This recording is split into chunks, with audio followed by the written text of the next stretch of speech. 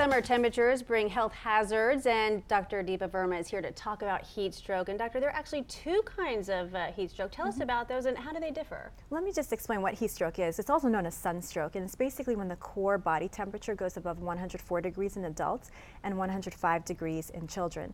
And it's basically the cooling mechanism, which is controlled and regulated by the brain, is actually shut down. The two types that we usually talk about are heat exhaustion and then heat stroke.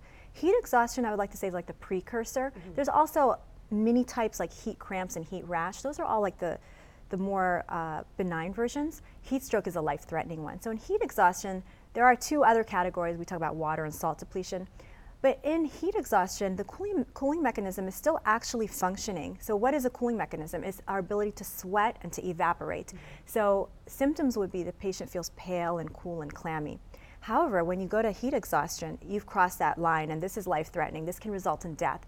Your cooling mechanism is no longer working. You are overheating your core body temperature, and you can't even sweat. So you're not going to be pale, cool, and clammy. You're actually going to have hot, flush, and dry skin. So you have to recognize those signs.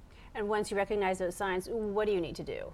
First of all, get that person out of whatever the heat source is, whether it's in the sun, a car, or it's in a very hot room, typically in people who don't have air conditioning or fans running, and then we're in some sweltering heat, especially in this Florida area. Right. Get them out, call 911 immediately if you recognize more of the heat stroke symptoms.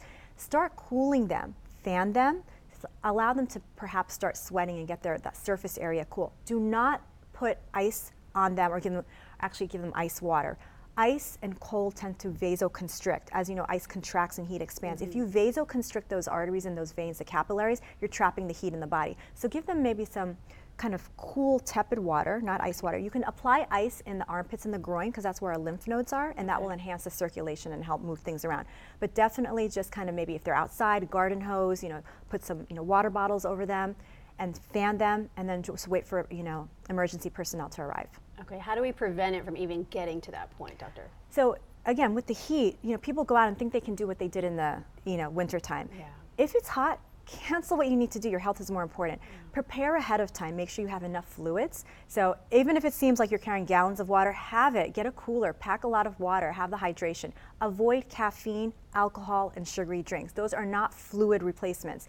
They have to be electrolytes. I would actually even avoid things like sports drinks and Gatorades just because of toxic substances in there. However, if that's the last thing that you have, then that's fine. Water, coconut water, those type of things. And just be aware, know what's going on. Look at the weather forecast, know what's going on around you.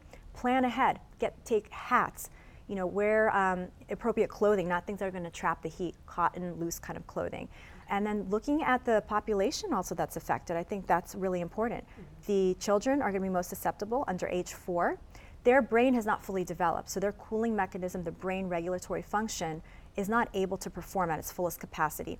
Then the elderly over 65. Why? Because they have a lot of comorbidities like illnesses, and they take a lot of medications. Polypharmacy is a big cause. So medications, especially things that control blood pressure and the heart rate, those are going to be really important because they will compromise the body's ability to cool down.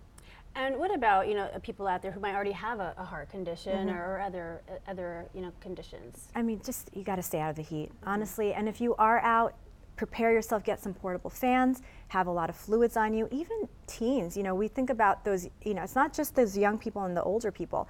Teens, people who work outdoors, and don't forget pets. Teens, we often see high school and college, athletes playing in the heat, especially football players. Dangerous. Very dangerous. And make sure that keep the doors of the car locked so nobody can enter it.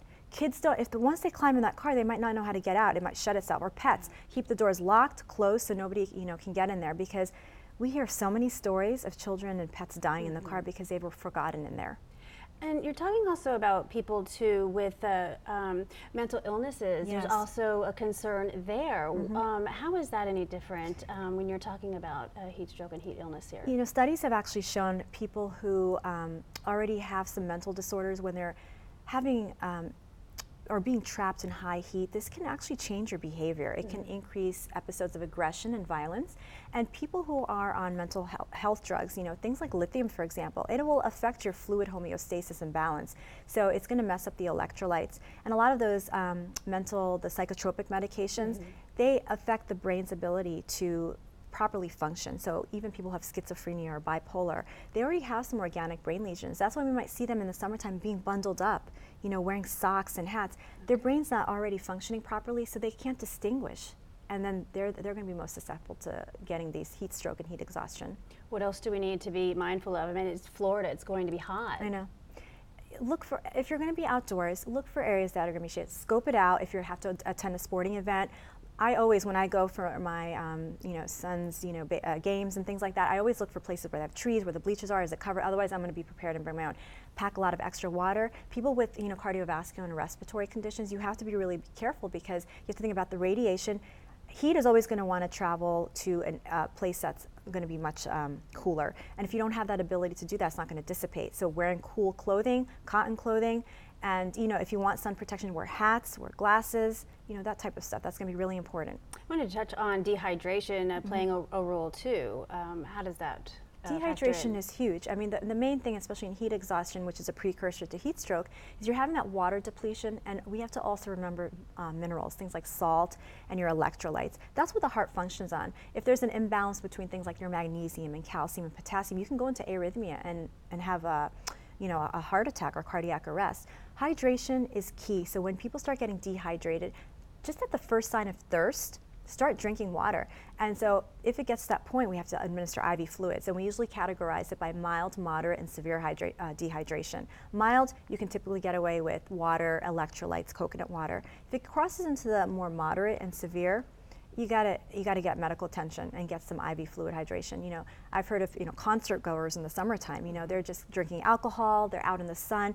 And the symptoms are you get disoriented, you can go into seizures, and you can go into coma. And it's very hard to reverse that if you don't catch it early. All right, hydration is key, and we're just getting started with these hot temperatures. Yes. Dr. Verma, thank you. Thanks, Melissa.